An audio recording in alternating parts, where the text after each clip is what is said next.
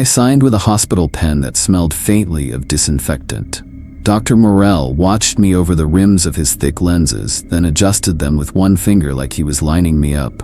His handshake was refrigerator cold, dry as paper. I felt a tremor in his knuckles that didn't match his stare, and a thin ribbon of old cologne, barbershop, out of season. He slid a yellowed sheet across the counter. Rules. Typefaces from different decades jostled on the page. Don't improvise, he said. If you stay inside the rules, you stay inside yourself. I nodded because I needed this job more than dignity. Rent was 12 days late. My phone talked to me like a collections agent. I dropped out of the program in spring and pretended it was for my head. It was money, grades, and the way pediatrics smells like bubblegum and grief. Camille took over when the elevator closed behind him, 50-something. Scrubs worn soft, hair pulled back without fuss. She moved through her checklist by muscle memory, humming something unresolved. Then she pressed 2 cafeteria salt packets into my palm like contraband. If he asks, she whispered, voice rough with Cajun edges, you got one. She tapped the paper. If the building offers you choices after midnight, say no. Follow the rules. Follow the rules, I said. I wanted her to believe I was listening. The morgue breathes differently than the hospital above. Down here it's compressor thrum, forced air through metal throat, and formalin hanging in your nose like punishment. The wall clock ticks a beat off, always catching itself. I stowed my bag, signed the ledger older than me, skimmed the rules. At the bottom was a phone extension in black ink, 237. Beside it, a penciled crescent moon. I traced it without thinking. I walked the circuit once to make the layout stick. Autopsy theater, steel table with a gutter drain, faucet like a tendon. Instrument cabinets that throw your reflection back a shade paler. Cold drawers stacked neat, tags tucked away. Loading bay door jammed with a rubber wedge. I counted as I went, 1 through 22. Counted twice because counting keeps the noise down. Still 22. At 10:05, I locked the stairwell door. Deadbolt. Second lock. Floor bolt. Leaned my shoulder until the push bar gave a groan. 3 clicks, honest sounds. I waited 1 heartbeat longer in case the door wanted to answer back. Routine is a handrail. I clung to it. Lights all on, thermostat steady at 68, tags squared, pens lined. Then I stopped because fussing makes you look scared. Above the desk hung a photograph from 1919. Nurses in white, men with mustaches like punctuation marks. A woman in the front row wore a small oval locket, heirloom plain. Camille had caught me staring earlier. House keeps that up for penance, she'd muttered, then shut her mouth like the words escaped. The first wrong thing was small enough to dismiss. The toe tag printer, the old almond thermal, woke without permission. It chewed dryly and spat a strip that curled as it fell. Paper whispered on steel. I hadn't touched it. My gloves squeaked when I picked it up. Ink bled where my thumb pressed. Ethan Carver. Below drawer 23. Time of death, pending. Heat climbed my neck. Salt packets crackled in my pocket where my hand clenched. My heartbeat pounded against my temples, my stomach pulled tight, nausea pressing up. Drawer 23 doesn't exist. I had counted them. Twice. I laid the tag on the blotter. It stuck to a coffee ring like it wanted to come with me. I thought about my sister, about the night I froze at the foot of a pediatric bed while the monitor wrote its flat sentence. I thought stupidly, Ledger just wrote a line for me. Breathe in 4, hold out 4. The air tasted like pennies. The fluorescent over the hall hiccuped, shuffled shadows, steadied. Metal sighed in the ductwork. The clock ticked itself back on time. Down the corridor for half a second, the walls seemed a half-inch longer. A seam my memory didn't own. Maybe fatigue. Maybe the part of night that eats. I didn't go look. The tag already had my name. I pinned the toe tag under a paperweight, like it might stop breathing if I pressed hard enough. The ink still looked wet whenever I glanced. I forced myself not to count the letters of my name again, not to watch the bleed. Rules were rails. If I kept moving, I could trick myself into balance. So I walked the morgue. The place tracked me. Every step I took was echoed by something hidden. The compressor hummed steady, then faltered for half a second. A pipe above my head vibrated, a hollow mosquito whine. Somewhere deeper, water dripped, a slow tap into concrete that my brain timed like a metronome. The whole basement sounded like a lung deciding whether to keep going. The autopsy theater waited. Steel table polished too bright, a gutter drain along the edges. A bead of something clear clung at the lip, condensation, or maybe leftover wash. It fell with a plink that carried down the pipes. Behind glass, bottles of formalin stood like soldiers, clear fluid with faded hazard stickers. The embalming pump squatted against the wall, hoses looped tight, like it was conserving energy for later. Formalin has teeth. Even closed up, it gets into your nose, seeps through your tongue, settles in your stomach. My throat burned. I swallowed hard and pretended water would help. The fountain in the corner spat a lukewarm stream that tasted like copper pennies. My stomach rolled, but I forced it down. Better nausea than dry mouth. Routine was a handrail. Rule number 3, all lights on. I made the loop, flipping switches, bulbs buzzing overhead. Rule number 7, thermostat fixed at 68, still steady, locked behind its cover. I pushed the plastic hard enough that the wall shuddered. I counted, left side, right side, all the way down to the loading bay. 22 doors. 22 drawers. My lips moved with the numbers. At the end I laughed under my breath, short, stupid, because it was still the right total. Back at the desk, the 1919 photograph hung where it had always been. The woman with the oval locket looked too steady in the eyes, like she knew I'd break rule after rule. Camille's words lingered. House keeps it for penance. I didn't know if she meant the picture, the morgue, or me. I sat, opened the logbook. I wrote the time. Initials, route confirmed. The paper drank the ink calmly. Ledger accepted the entry. It doesn't save me, I thought. It just writes me smaller every time. When I stood to make another round, the air shifted. The hallway looked the same, but something in the length was off. The tick-tick in the pipes fell into sync with my heartbeat. I counted again. 1, 2, 3, 19, 20, 21, 22. Good. Safe. Then I saw it. At the far end, beside the cooler, a door I hadn't earned. Brass plate, 23. The paint around it cleaner than the rest, as if the wall had just grown it out of fresh skin. The handle shone wet under the light. I took a step, and the air cooled. Another, and frost rimed the brass. My breath showed white, and then I saw the print. A handprint, inside the brass, pressed from within. Fingers spread, perfect, the size of a child's. The metal bulged outward at each digit like something inside had pushed too hard to get out. My throat locked. The picture slammed into me without permission. The pediatric ward, winter, my first rotation. The little girl whose fingers clenched mine even after her heart monitor flatlined. My hand had twitched, but not closed, not soon enough.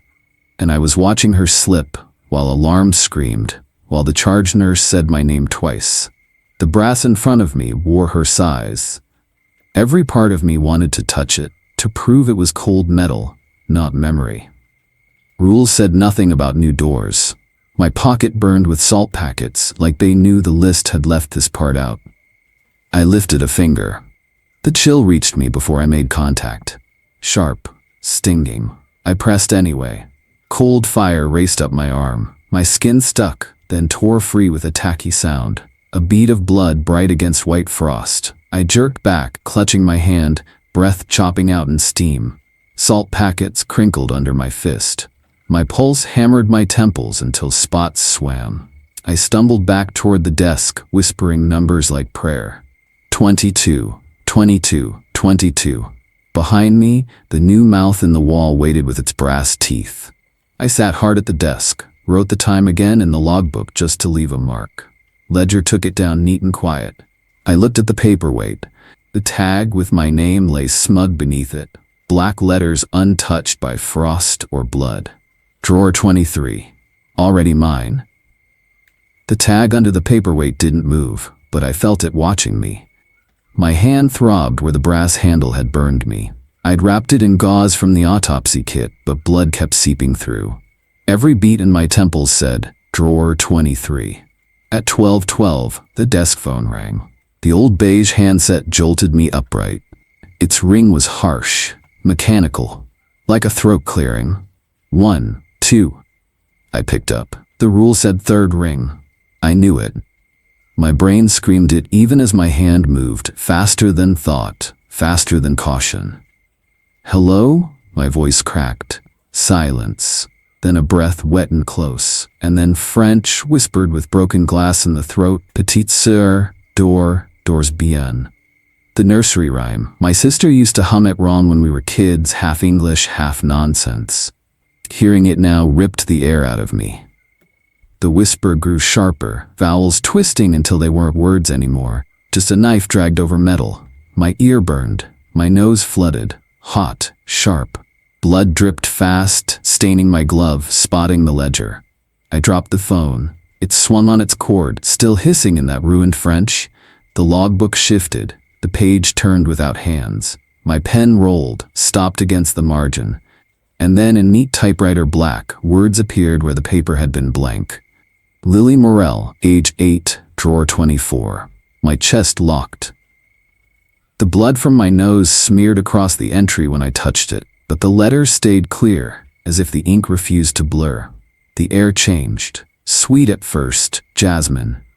Too much of it, like the cheap perfume racks my mother used to walk past at the mall. And then heavier, suffocating. White lilies, funeral flowers. The scent buried itself in my throat until I gagged. Frost spread across the desk in delicate veins. My breath smoked. The thermostat on the wall clacked, needle twitching down. 68, 65, 60, then lower. I pushed back from the desk, chair legs screeching on tile.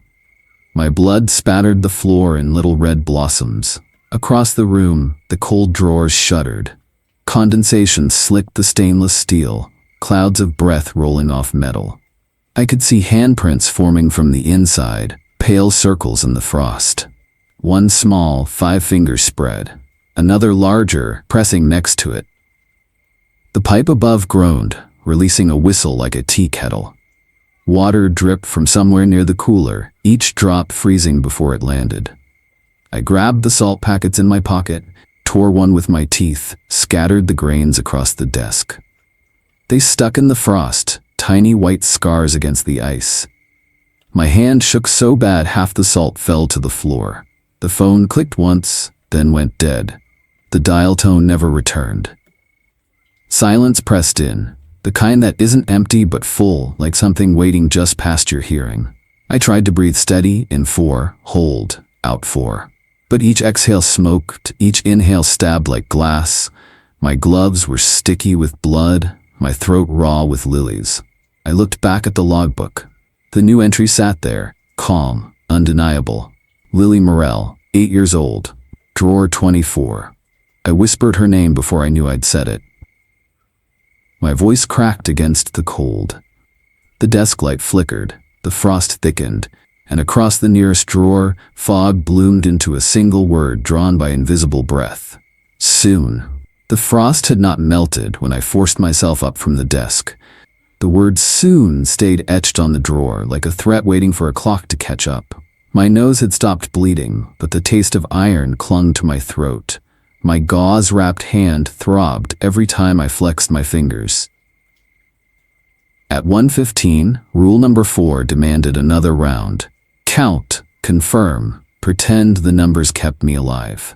I pushed into the hall, clipboard under one arm like armor.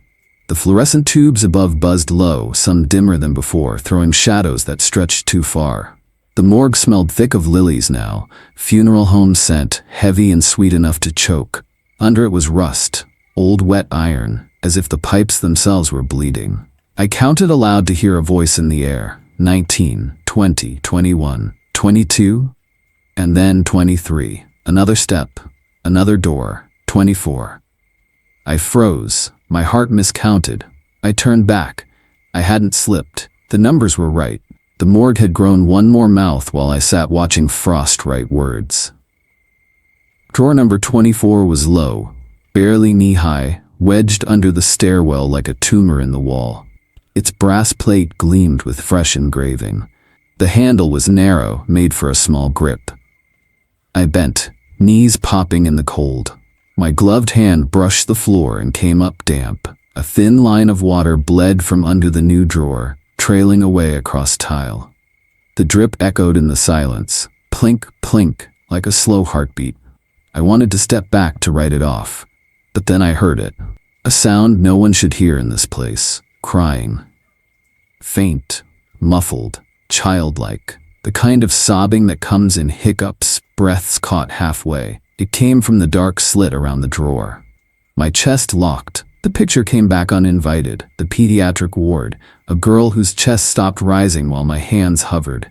The small fingers that twitched, waiting for me to act. The flat line. My name shouted twice. I pressed both hands against my ears, but the crying kept bleeding through, thin and steady, like it wasn't sound at all, but memory replayed in the walls. The slit beneath the brass trembled. Paper pushed out, slow, reluctant. A toe tag, white and clean, curled on the tile. No ink, blank. I reached for it before I knew I was moving. My good hand shook as I pinched it from the ground. The paper felt warm, as if it had been pressed against skin. I straightened, staring at the blank strip. My pulse throbbed so loud I thought the pipes were echoing it. The crying stopped, and then the tag jerked. A small hand, pale, impossibly thin, slipped through the slit. Fingers no bigger than crayons, they latched onto the tag and pulled. Strong, desperate. I staggered back but didn't let go. The paper stretched between us, taut. The brass around the gap groaned. "Please," I whispered, though I didn't know if I meant for it to stop or continue. The fingers flexed, tugged again. The tag slid inch by inch toward the darkness. My hand burned from the strain. The rules screamed in my head. Don't open, don't acknowledge, don't break. The strip tore free. The hand vanished into the dark. The crying ceased. I was left holding nothing but cold air. My glove was damp. I looked down. White grains clung to it. Salt. One of the packets in my pocket had burst when I pulled back. The grains glittered under fluorescent light like frost. The drawer stayed shut, brass handle glistening. Number 24 stamped deep as if it had always been there. I stumbled back to the desk, shaking so hard my teeth clicked. I wrote the time in the logbook with a hand I couldn't steady. The letters wavered like they belonged to someone else. The ledger accepted the line. Neat, indifferent. Above it, under the paperweight, my own toe tag waited. Ink steady, name certain, drawer 23. I whispered the number 24 anyway, because once you count it, it's real. The tiles under my shoes felt colder now, as if drawer 24 had leached something into the floor. My toes numbed inside my sneakers. Every step left a faint squeak, wet where the salt had spilled earlier. I tried to avoid the new drawer, pretend it hadn't grown, pretend the crying hand hadn't pulled the tag away. But the rules kept me moving, pushing me back into the body of the morgue. The lights snapped. Fluorescence overhead shivered and began strobing. An uneven rhythm, 2 quick flashes, 1 long. The shadows of the steel tables lurched across the walls like they were alive. My heart froze. I didn't move. The rule said nothing about strobing lights, but I felt in my gut, any step, any sound might be the wrong one. I stayed still, holding my breath until my chest burned. The autopsy table gleamed in the flashes. Polished steel, gutter drain, its surface slick from condensation. In one burst of light, I saw myself reflected. Lab coat, gloves, blood-stained gauze, normal. The next flash, the reflection didn't keep time. It lingered half a beat too long, then smiled before I did.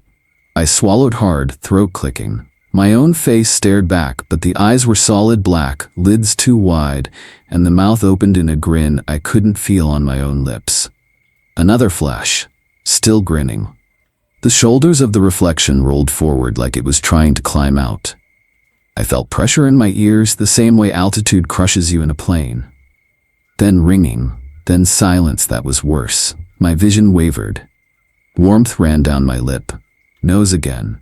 Blood spattered onto the steel floor, each drop gleaming under the strobes. My head pulsed, every thought blurred by static. I pressed both palms against my ears, but the ringing lived inside. My knees gave out, and I leaned against the edge of the autopsy table. Too cold, too smooth. In the reflection, the black-eyed version leaned closer. Its lips formed a word I could almost read. Join. The printer woke. That dry little chew, paper ripping itself free. The noise cracked through the static in my head. I staggered back toward the desk as the strip of toe tag curled to the floor. I didn't want to touch it. My blood already smeared the tiles, my gloves slippery. But I bent anyway, my hand shaking as I lifted the paper. Ethan Carver. Time of death, 3:15. Not pending. Confirmed. The lights flickered again, slower this time. My reflection was gone. Only the table gleaming, blood drops smeared. I wanted to scream, but the air froze in my lungs. I forced my eyes back to the desk, to the logbook. The page hadn't turned. The pen hadn't moved. The ledger stayed blank, waiting. I wrote the time with trembling fingers, forcing the ink to bite. My breath smoked as I pressed too hard. The frost spread again, this time across the autopsy table. Veins of ice spiderwebbed under the lights, crystallizing into letters. Join. The word burned white against the steel. I dropped the pen. My knees hit tile. My vision tunneled until the word was all I could see. Join. I pressed a salt packet against my tongue until it split, grains dissolving bitter on my lips. The sting grounded me, kept me from collapsing forward. The lights steadied at last. The shadows retreated. The frost faded slowly, leaving only streaks of water and my own blood. But the tag in my hand didn't vanish, it stayed. Crisp, dry, ink too neat to smear. Time of death, 3:15. The toe tag still lay on the desk, neat as a receipt. Ethan Carver, TOD 3:15. I kept turning away, but my eyes always came back to it. That's when I heard it. Not the pipes, not the compressor hum. A voice. Thin, lilting, almost gentle. French.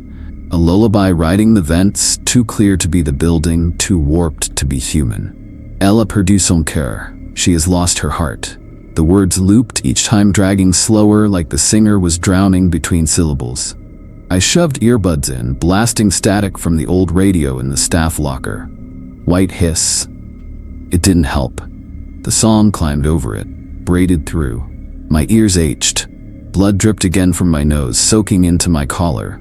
My chest seized with memory. Pediatric night shift. The boy with congenital heart defect. Flatline dragging too long while I hesitated, watching the surgeon's hands blur. He died while I froze. Just like the girl before. I slammed a fist against the autopsy room door, hoping noise would break the song. The metal thudded back, hollow. The tune didn't stop. Rule number 6 said, if the dead begin to hum, do not listen. I pushed the door open anyway. Inside, 3 bodies lay zipped on tables, bags still wet from disinfectant, their tags curled upward like tongues. The room stank of lilies, drowned in formalin. Sweetness rotting over chemical sting. The song seeped louder here, like the walls were singing with them. Elle a perdu son cœur. Then the first bag stirred. A twitch, a lift. The zipper peeled back as if sucked down from inside. A pale hand slid free, nails cracked, then a face, jaws slack, lips swollen, eyes clouded. The second corpse sat up. The third followed, slow, as if the song was pulling strings one by one. All 3 rose halfway, vertebrae clicking. Their chests didn't move, their mouths did. Formalin trickled from lips thick as syrup, staining gowns, splashing onto the tiles. The sound of it hitting floor synced perfectly with the beat of the song. Their mouths opened wider.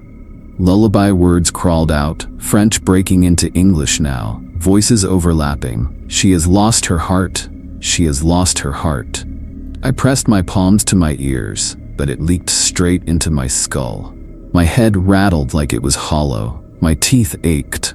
The middle one leaned forward, neck bending farther than bone should.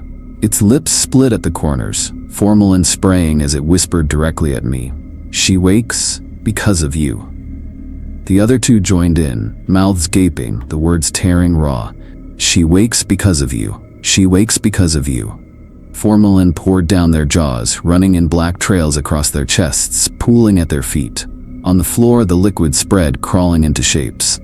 Letters, jagged, broken. They spelled themselves across tile, join, join, join. I staggered back, shoes slipping in the slick. My gauze-wrapped hand burned, salt grinding into the cuts. I wanted to run, but the door had closed behind me, latch clicking tight. The corpses moved in jerks, shoulders shaking with each word, vertebrae grinding, their mouths opened wider than possible. One jaw cracked, hanging loose but still mouthing the song. I shouted, "Stop," but it came out thin. My voice didn't matter here. The floor kept filling. Formalin traced words faster than I could blink. The smell clawed my throat until I gagged. I threw the second salt packet across the floor. The grains scattered wide, hissing as they hit the liquid. The letters fizzled. Smoking.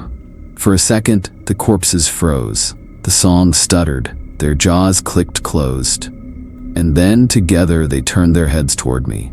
Not at the door, not at the tag in my pocket, at me. And they said it again, "She wakes because of you." The bulbs overhead burst. Glass rained down, glittering like salt. The room drowned in black.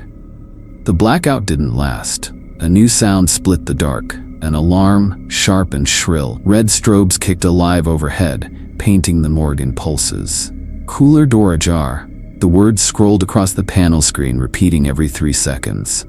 I staggered toward the cooler hall, shoes slipping. Something was spilling across the tiles. Not frost, not water. Black. Thick. Slow. Spreading from the double doors at the back. It smelled of formalin rotted with sewage. Sharp and sour. Every drop it touched hissed, leaving streaks on steel legs of the tables. I tore open my pocket. One salt packet left. My hand shook as I ripped it with my teeth, spit grains across the advancing pool. The salt hit. For a second, it hissed bright. Then it changed color. Red. The grains dissolved into streaks of blood. The stench punched me. Iron. Pennies. Metallic tang rising hotter than the lilies. My stomach lurched. I gagged, bent double. When I looked up, she was there. Camille? Her shape wavered behind the glass of the cooler doors. One hand pressed flat against the fogged panel. Her hair stuck damp to her forehead. Lips parted like she'd been calling for hours. I ran forward, palms smacking the cold glass.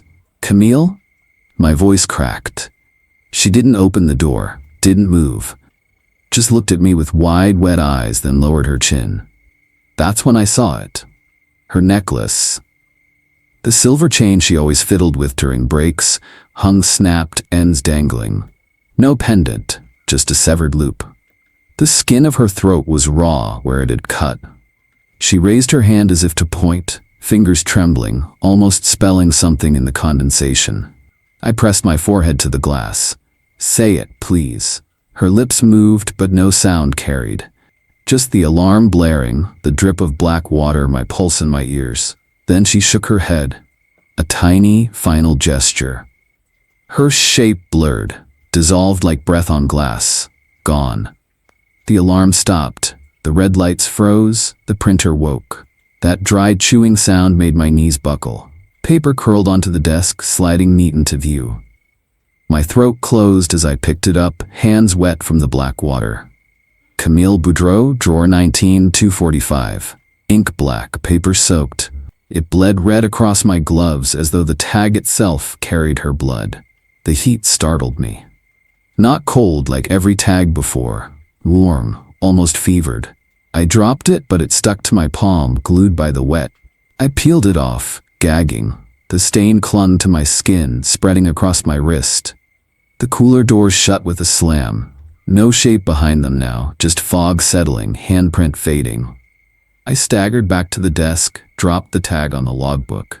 The paper smoked against the frost that had never fully left. My pen rolled. The ledger opened by itself, flipping back one page. Camille's name had been there all along, faint, as if waiting to ink over. Now the letters burned dark. Drawer 19, exact, immutable. I pressed my fists into my eyes, hard enough to see sparks. For a second I could still picture her, the way she chewed the end of a pen, the way she muttered Cajun under her breath. And then, that final shake of her head. I wanted to scream. Instead I wrote the time, exactly as the printer said. My handwriting shook so bad it looked like someone else's. The tag lay against my wrist, still warm, still bleeding. 3:40 a.m. The clock's hand jumped. I whispered the time as I logged it, though the pen skidded, ink stuttering like it was freezing midline. The desk was rimed with frost now. My breath fogged the paper.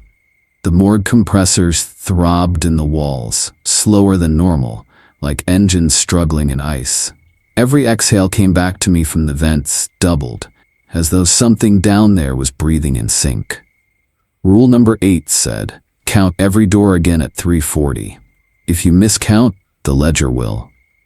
I started at one end of the cooler wall, salt packet crumbs still on my lips.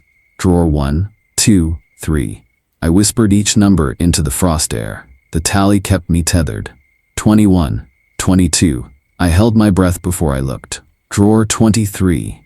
The new one. Its handle gleamed with frost, condensation frozen into crystals. My reflection warped in the brass, longer, stretched thin, eyes blacked out by glare. I forced myself to keep counting.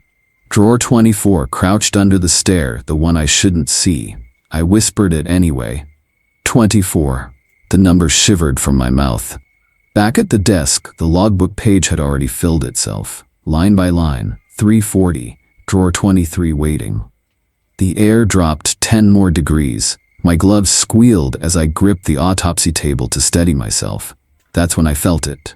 Cold. Deeper than cold. A pull that stripped sensation from bone, outward. I touched the surface without thinking, and the skin of my palm screamed.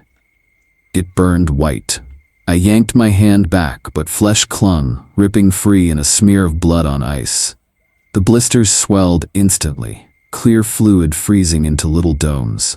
I bit the inside of my cheek so hard it bled, metal tang washing over lilies. My vision wavered.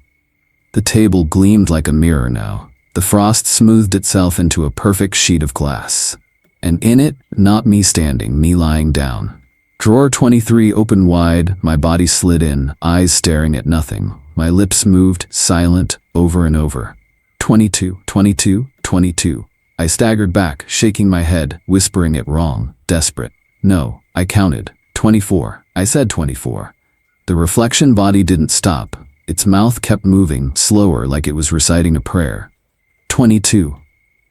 Then the frost shifted. Letters formed, one by one, sharp cracks as the ice split across the steel. Drawer 23. I clutched my ruined hand, skin blistered, leaking fluid through the glove. I ripped fabric from a cadaver sheet, winding it tight around the burn. Blood soaked through, freezing before it could drip. The letters stayed, glowing faint in the ice, like they were lit from underneath. My ears rang again, pressure mounting as though the morgue was diving underwater. My vision narrowed, focused only on that word.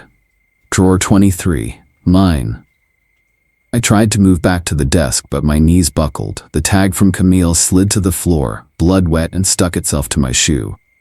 The compressors stuttered, then roared. The entire cooler wall exhaled mist. Every handle frosted at once, but only one gleamed brighter, pulling my gaze even when I tried to resist. Drawer 23. It knew me now. 4:17. The compressors had steadied, but the frost didn't melt. Every surface still glittered with ice as though the morgue had been submerged in liquid nitrogen. My hand throbbed beneath the cadaver sheet wrap, skin raw and blistered. That's when it started. Knocking. Not from one drawer, from two. Bang. Drawer 23. Bang. Drawer 24. Alternating like a heartbeat with two chambers. Then faster. then together. Bang, bang. The sound punched through the steel, vibrating up my spine. Rule number 10, do not answer knocks. Do not acknowledge them. I pressed my palms to my ears, but the vibration carried in my ribs. My teeth rattled. The ceiling lights flickered with every strike. Bang, bang, bang. The rhythm slipped into sync with my pulse. My body betrayed me, my chest heaving in time with the metal. Stop, I whispered. My voice thin, lost in the din. Bang, bang, bang. Stop. The word ripped from my throat louder than I meant. The sound stopped, instantly. The silence hit harder than the noise. Then the printer by the desk coughed awake. The green light blinked once, twice. Paper fed through with that same dry chew. I staggered toward it, already knowing. Ethan Carver, 5:45 confirmed. The letters shone black as tar, bleeding through the tag stock until the paper went soft. Time of death scheduled. My stomach dropped. I tasted bile. Rent. Loans. Years of debt. All pointless now, if the ledger had already written me off. The knock came back, one last time, not a beat, a slam. Drawer 23 bucked outward an inch, the latch squealing as though forced from inside. I lunged forward on instinct, slamming my burned hand against the brass handle to keep it shut. Pain shot up my arm. My knees buckled, but I pushed my weight against the drawer. From the seam, cold air bled like dry ice, hissing, and sharper, steel. The lip of the drawer edge caught my wrist, slicing clean as a scalpel. I yelped. Blood streamed, bright red against frost, spattering the floor tiles. The drawer retreated, gentle, like something inside was patient, waiting. I stumbled back, my glove filled with warmth, the cut deep. Drops fell in rhythm on the tiles. 1, 2, 3. Each hissed into steam. Behind me, the logbook page turned by itself. Fresh ink scrawled across in handwriting I half recognized. Ledger received. I pressed my back to the wall, shaking, salt packet crumbs stuck to my lips. They tasted like nothing now. Camille's tag clung to my shoe, blood wet. I tried to peel it off, but it only smeared red across my fingers. The silence swelled, thicker than noise. Then, tick. Not the wall clock, not the compressors. The tick came from inside drawer 23, like a fingernail tapping glass. Slow, regular, patient. Tick, tick. I pressed the cadaver sheet harder around my wrist, the fabric already soaked through. The red strobe alarm blinked once in the cooler hall, then died. Total dark. In that darkness, I swear I heard breathing. Not mine. Not doubled through the vents this time. Closer. Right at my ear. Soon. The word didn't come from a mouth, it came from the metal. 4:32. The blood wouldn't stop. My wrist throbbed with every heartbeat, each drop slapping the tile like punctuation. I pressed rags harder, praying the ledger couldn't smell fresh iron. That's when I heard the footsteps, measured. Polished shoes, not bare soles or child pads. Click, click. A rhythm that belonged in daylight, not down here. Dr. Morell stepped from the cooler shadows, coat immaculate, glasses catching the flicker of failing bulbs. His cologne fought the lilies, old and chemical. "You've done well," he said. His voice didn't echo. It landed right inside my ear. My knees wanted to buckle, but rage pushed me upright. Done well? My name's on every tag. The ledger already wrote me dead. He didn't blink. He only extended a gloved hand. Between his fingers, my toe tag. Ethan Carver, 0540 confirmed. He folded it once, twice, slipped it into his breast pocket like a receipt. "Paper is only binding if you let it breathe," Morell murmured. "I've kept worse debts quiet." Behind him, the cooler doors groaned. 3 at once, drawers slid open without hands, steel sighing, and the bodies sat up. Formalin leaked from their mouths like drool, dripping onto gowns stiff with old sutures. Their eyes were blind marbles, their heads turned toward me in unison. My gut churned, I backed against the desk, every muscle screaming to bolt. Morell lifted a finger, instructive. "Attend, they are ledger's collectors. And yet, you see, they move only when I bid." He walked between them calmly as though ward rounds never ended. His breath frosted in the air, steady, ritualistic. Then she appeared. Small frame, pale smock, haircut blunt to the shoulders. Lily Morell, 8 years old forever. She stepped between cadavers with care, head tilted. Her hand reached for the tag dangling crooked from one corpse's toe. She straightened it gently, smoothing the paper flat, a child making a bed. I couldn't breathe. The room spun. Morell's hand brushed her shoulder. She didn't react. His gaze flicked back to me. My daughter honors the rules still, even here. Isn't that mercy? My throat cracked. She's a child. She is Ledger's language. His glasses hid his eyes. The words it speaks when it must sing. The corpses rose higher, joints cracking. The air grew heavier. The compressors cut out completely. No hum, no thrum. Only my pulse.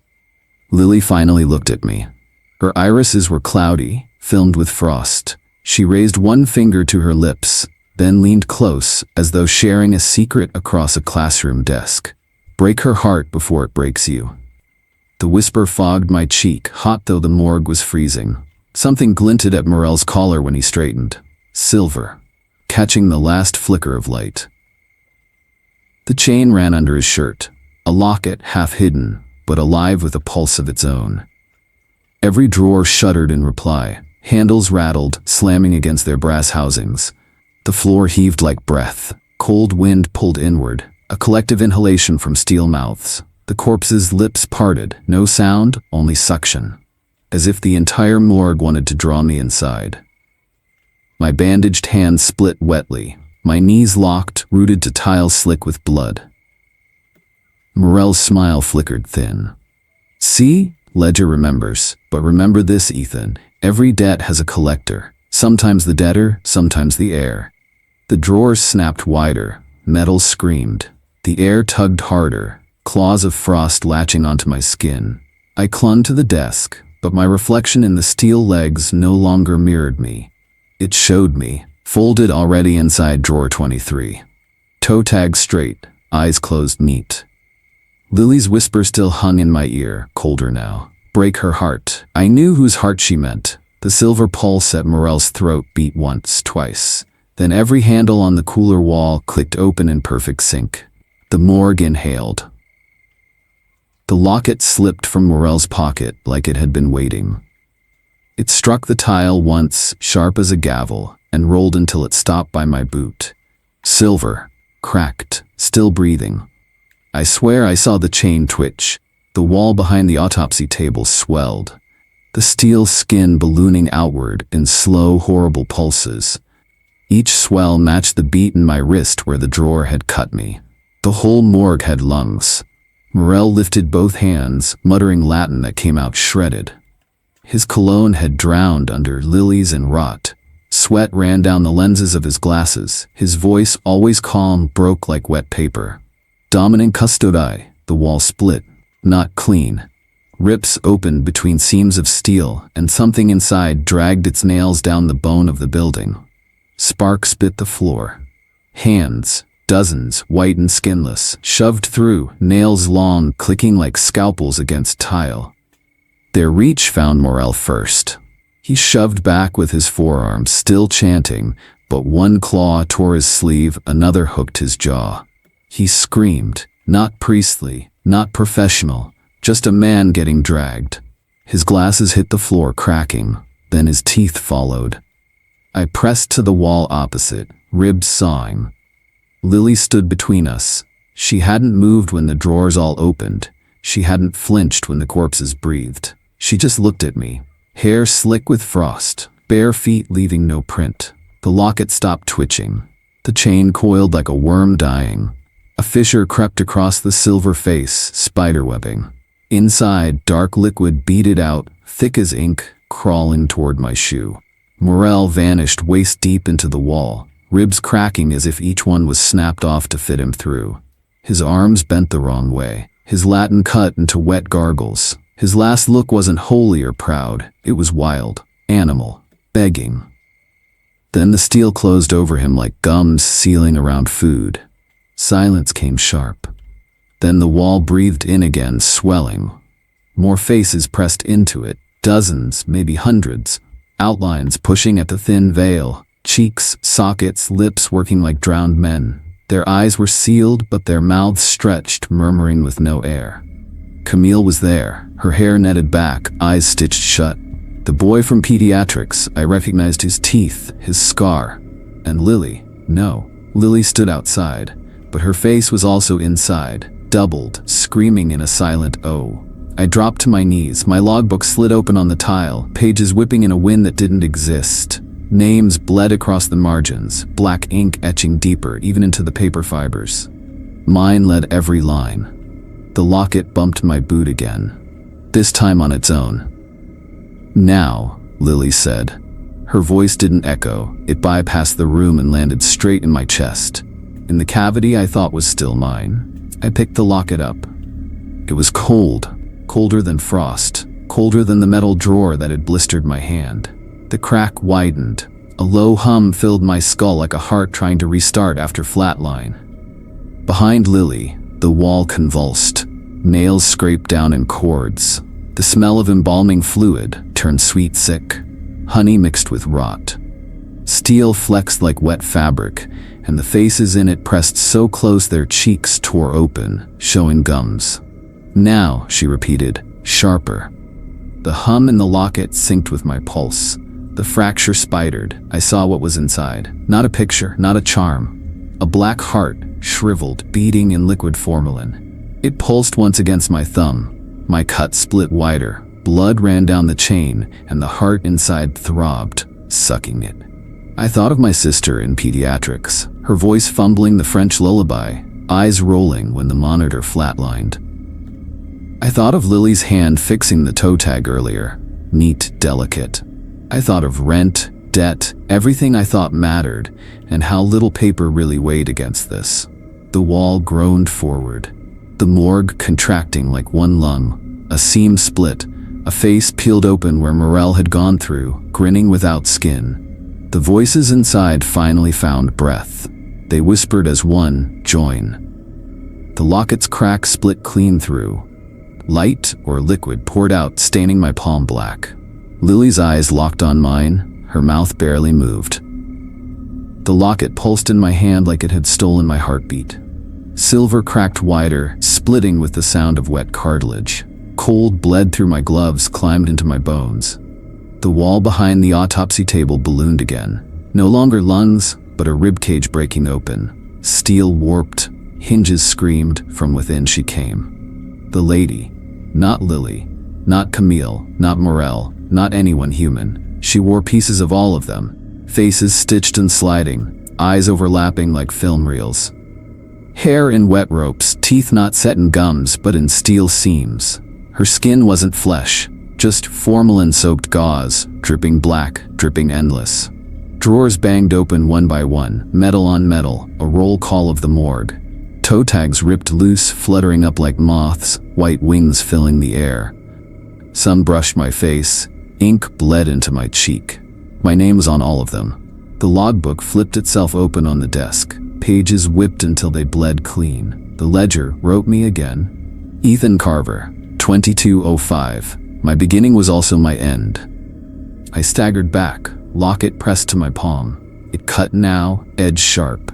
Inside, the black heart still beat, shrunken, formalin sloshing. It wanted release, or maybe it wanted a body, mine. The lady leaned forward, the wall dented, straining her hands pushing through. Nails caught the fluorescent buzz, flashing silver. Her mouths moved, hundreds of them, but the word was always one, "Join." My knees gave. I almost dropped the locket, but Lily was there, still steady. She stood between me and the wall, eyes locked on mine. "You break it," she said, her voice small, tired, older than her face, "or it breaks you." I wanted to believe her, but the heart in the locket throbbed, syncing with my pulse. Every beat pulled my ribs tight, my breath short. My blood ran down my wrist into the chain. It drank me. The lady tore another seam. Steel screeched. Drawers rattled like teeth. The room exhaled embalming fluid and frost. I gagged on lilies and rust. I thought of rent, of loans, of pediatrics, of my sister humming the rhyme wrong. of Camille's pen tapping against her teeth, of Morel, last look stripped to fear. Maybe I could survive, maybe not. Maybe survival wasn't even the point. I lifted the locket. The crack widened, spilling black light that hissed as it touched the floor. Tile pitted, smoked. The tags in the air shriveled. The lady shrieked, not sound but vibration, bone deep, shattering. I screamed with her and hurled it at the wall. The locket hit steel, shattered. Light detonated, black and white at once. The morgue convulsed. Every drawer slammed, burst open, slammed again. Formalin geysered. The wall buckled, cracked, screamed. Faces peeled back, unseamed, then vanished. The lady folded in, pulled by her own scream. Steel snapped shut like jaws, sealing her inside. Silence, dark. I woke on the floor, cheek on cold tile. My gloves were dry, no tags in the air, no water, no blood. The compressors hummed steady, the lights didn't flicker. Morning, sunlight pale through the tiny glass block window. I stumbled out to the reception desk. My body felt hollow, ribs sore, throat scraped. A girl sat at the counter, young, maybe 19, hair tied back neat. She smiled polite. "You must be Mr. Carver," she said. Her voice was warm, ordinary. Her hand went to her neck.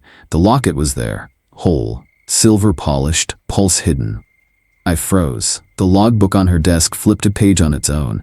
Printer hummed, paper slid out clean, sharp, ink still wet. Ethan Carver, 22:05, the same beginning. Behind me, the grandfather clock in the hallway struck. 1, 2, 10, the start of shift. Again, my shift, forever. The shift never ends, the rules never stop, and she is still listening. Comment your thoughts below, and don't forget to subscribe to Dr. Noctis for more horror stories from the dark.